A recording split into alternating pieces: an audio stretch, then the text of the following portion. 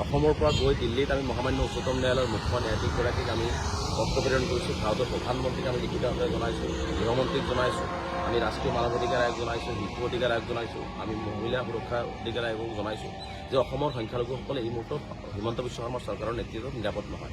তেওঁ যধে মধে মানুহক, ভূমিহীন মানুহক ভূমি প্ৰদানৰ পৰিৱৰ্তে তেওঁলোকৰ অন্য বস্তুৰ বাসস্থান যি মৌলিক অধিকাৰ বা যি সংবিধান সেইখিনি দিয়াৰ পৰিৱৰ্তে তেওঁলোকক বুলডোজাৰ লগাই ঘৰ বাৰী ভাঙি তেওঁলোকক বেঘৰ কৰি আছে। কেতিয়াবা তেওঁ যধে মধে পুলিচৰ জৰিয়তে গুলীচালনা কৰি তেজৰ নৈ বোৱাই সংখ্যালঘু ৰাইজক এটা আতংকময় পৰিৱেশৰ মাজত জীয়াই ৰখাৰ চেষ্টা চলাইছে। গতিকে এনেকুৱা এটা পৰিৱেশৰ মাজত আচলতে দেখিছোঁ সংখ্যালঘুসকল নিৰাপদ নহয়।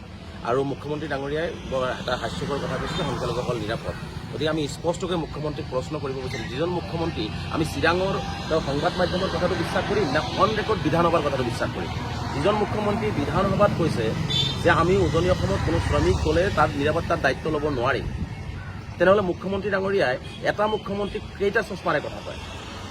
এবাৰ আহি তেওঁ ইয়াত ক'ব সংখ্যালঘুসকল নিৰাপত্তাত আছে, আন বিধানসভাৰ মজিয়াত অন ৰেকৰ্ড ক'ব তেওঁ সংখ্যালঘুসকলৰ নিৰাপত্তাৰ দায়িত্ব ল'ব নোৱাৰে। তাৰোপৰি আৰু কথা কৈছোঁ, ঢিঙত আজি যি জঘন্য ঘটনা সংঘটিত হ'ল, আজি অপৰাধীক আদালতত যোৱাৰ সময়ত আদালতত যোৱাৰ সুযোগেই নিদিলে। আজি আৰক্ষীৰ হাতত তেওঁলোকে পানীত পৰি আছামী মৃত্যু হ'ল। ই দোষী নিৰ্দোষী ই আদালতত ক'বই নোৱাৰিলে আৰু তাক মুকলি আকাশৰ তলত শাস্তিও দি দিব নোৱাৰিলে। আজি আৰক্ষীৰ হাততো মানুহ আছামীও নিৰাপদ নহয়। আজি উজনি অসমত শিৱসাগৰ জিলাৰ সভাপতি আজি দেখিছোঁ যে তেওঁ শ্ৰমিকসকলক যি ধৰণে নিৰ্যাতন কৰি খেদি পঠিয়ালে, 15 লাখ টকা তেওঁ আত্মসাৎ কৰিলে শ্ৰমিকসকলৰ, সেইসকল শ্ৰমিক নিৰাপদে আছেনে? সেইসকল শ্ৰমিকৰ নিৰাপত্তা ক'ত? আজিৰ দিনত মৰাণত চাহ বাগিচাত 20 জন সংখ্যালঘু শ্ৰমিক কৰ্মৰত আছিলে, সেই শ্ৰমিকসকলক তাৰ পৰা খেদি পঠিওৱা হ'ল। এতিয়াও মুখ্যমন্ত্ৰীক ক'বনে যে সংখ্যালঘুসকল নিৰাপদ? আজি জাহাংগীৰক দিন দুপৰতে আজি ঢকুৱাখানাত জীৱনতে জ্বলাই দিয়া হ'ল, তাৰপিছতো মুখ্যমন্ত্ৰী ক'বনে যে সংখ্যালঘুসকল নিৰাপদ? গতিকে এনেকুৱা ধৰণৰ ভেকো ভাওনা, এনেকুৱা ধৰণৰ মিছাৰ আশ্ৰয় লৈ পেলাই এনেকুৱা ধৰণৰ আভুৱা ভৰা কথা নক'বৰ কাৰণে আমি মুখ্যমন্ত্ৰী ডাঙৰীয়াক স্পষ্টভাৱে আহ্বান জনাইছোঁ। আমি স্পষ্টকৈ কৈছোঁ, হিমন্ত বিশ্ব শৰ্মা ডাঙৰীয়া সম্পূৰ্ণ সংখ্যালঘুৰ তেজক লৈ খেলা কৰি আছে। সংখ্যালঘুৰ তেজৰ নৈ বোৱাই পেলাই তেওঁ আচলতে ৰাজনীতি কৰি তেওঁৰ গাদী ৰক্ষা কৰিব বিচাৰি আছে। তেওঁ পুলিচৰ ক্ষমতা ব্যৱহাৰ কৰিছে, তেওঁ বন্দুকৰ ক্ষমতা ব্যৱহাৰ কৰি পেলাই সংখ্যালঘুসকলক তেওঁ অসমৰ মানচিত্ৰৰ পৰা তিলকে নিক্ষেপ কৰাৰ এটা ষড়যন্ত্ৰ লিপ্ত হৈছে। গতিকে মুখ্যমন্ত্ৰী ডাঙৰীয়াৰ এনেকুৱা কথাক আমি কোনো পদ্ধতিৰে মানি ল'ব নোৱাৰোঁ। সেইকাৰণে আমি মহামান্য উচ্চতম ন্যায়ালয়ৰ পৰা আৰম্ভ কৰি ভাৰতৰ প্ৰধানমন্ত্ৰীৰ পৰা আৰম্ভ কৰি সকলোৰে ওচৰত আমি ন্যায় বিচাৰি নিৰাপত্তা বিচাৰি আবেদন কৰিছোঁ। আৰু আমি আশাবাদী হৈ আছোঁ যে অসমৰ সংখ্যালঘুসকল দিনক দিনে আজি কম্পমান হৈ পৰিছে। যে ৰাতি কেতিয়াবা আজি গৰাখহনীয়া পীড়িত হৈ আজি ঘৰটো ভাঙি তেওঁলোকে চৰকাৰী ভূমিত গৈছে, ৰাতি শোৱাতো তেওঁলোকে টোপনি নহয়, কেতিয়া আহি তেওঁলোকৰ ওপৰত বুলডোজাৰ চলাই দিয়ে। আজি সোণাপুৰত যি উচ্ছেদ কৰিলে ট্ৰাইবেল বেলবিলাকৰ, আজি 700 ছাত্ৰ ছাত্ৰীৰ যে শিক্ষাৰ ভৱিষ্যত অন্ধকাৰ ঠেলি দিলে, সেইসকল শিক্ষাৰ নিৰাপত্তা মুখ্যমন্ত্ৰীয়ে লৈছেনে? আজি ধলপুৰত, আজি নগাঁৱত, আজি হোজাইত আজি 3000 ছাত্ৰতে 2 বছৰৰ পৰা উচ্ছেদ কৰি পেলাই তেওঁলোকক যে শিক্ষাৰ পৰা বঞ্চিত কৰিলে, সেই শিক্ষাৰ নিৰাপত্তা তেওঁ লৈছেনে?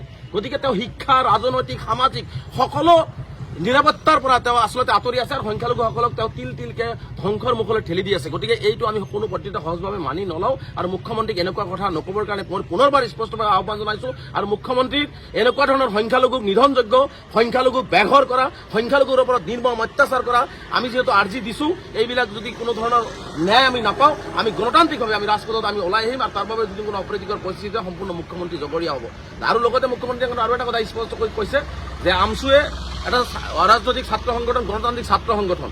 গতিকে ইয়াত গণতান্ত্ৰিকভাৱে আমি কথা কমেই, গণতান্ত্ৰিকভাৱে আমাৰ অধিকাৰৰ কাৰণে কম। তাত আমাক জেলৰ ভয় দেখুৱাই, আমাক পুলিচৰ লাঠিৰ কোব দেখুৱাই 1980 চনৰ পৰা অবিৰতভাৱে অসমখনৰ কাৰণে, অসমৰ সংখ্যালঘু জনগণৰ কাৰণে, অসমৰ আৰ্থসামাজিক উন্নয়নৰ কাৰণে সদৌ সংখ্যালঘু ছাত্ৰীজনৰ মাত মাতি আহিছে আৰু মাত মাতি যাব। তাত আমাক লাঠিৰ ভয় দেখুৱাই, বন্দুকৰ ভয় দেখুৱাই, পুলিচৰ ভয় দেখুৱাই লাভ নাই। আমি গণতান্ত্ৰিকভাৱে আমাৰ কথাখিনি আমি কৰি যাম। মুখ্যমন্ত্ৰী ডাঙৰীয়াই কাৰো টেটু চেপি অন্যায় বস্তুক দবাই ৰাখিব নোৱাৰে। যে অন্যায় যে তেওঁ কৰি আছে সেই কথাটো আমি মুকলিভাৱে আমি কৈয়ে যাওঁ। আৰু সংখ্যালঘু ৰাইজক তেওঁ অত্যাচাৰ কৰি আছে, এইটো আমি ইয়াতে অসমতো কৈছোঁ, দিল্লীতো কৈছোঁ, আৰু প্ৰয়োজন ভাৰতবৰ্ষৰ প্ৰতিটো ৰাজ্যতে মুখ্যমন্ত্ৰী এনেকুৱা অন্যায় অত্যাচাৰৰ কথাবিলাক আমি ক'ম আৰু অসমত আৰু সজৰে আমি উত্থাপন কৰিম। গতিকে আমাক এনেকুৱা ধৰণৰ ভয় ভাবুকি দেখুৱাই বা আমাৰ কথাবিলাক কণ্ঠ ৰুদ্ধ কৰাৰ অপচেষ্টা নকৰিবৰ কাৰণে মুখ্যমন্ত্ৰীক আহ্বান জনাইছোঁ।